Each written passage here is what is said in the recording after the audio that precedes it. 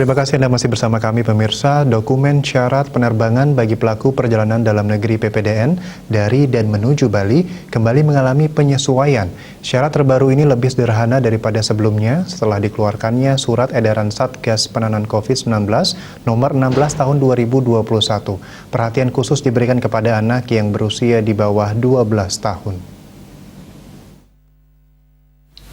Stakeholder Relation Manager PT Angkasa Pura I Persero Bandara Igusti Ngurah Rai Taufan Yudhistira mengatakan para calon penumpang yang datang dan pergi dari Bandara Ngurah Rai tidak perlu lagi berbekalkan surat tanda registrasi pekerja STRP ataupun surat keterangan suket lain seperti yang sebelumnya disyaratkan melalui Surat Edaran Satgas Penanganan COVID-19 nomor 15 tahun 2021.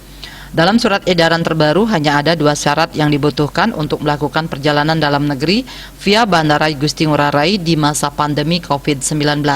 Pertama, setelah menjalani vaksinasi COVID-19, minimal dosis pertama dengan menunjukkan kartu atau sertifikat vaksin.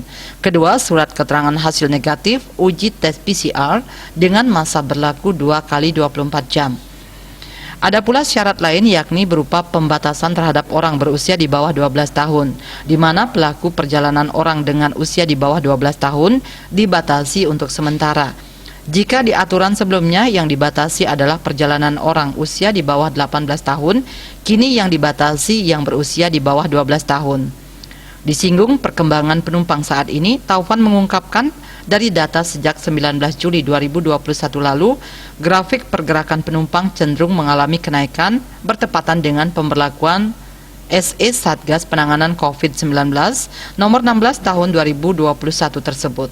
Sugiatnyana Denpos melaporkan.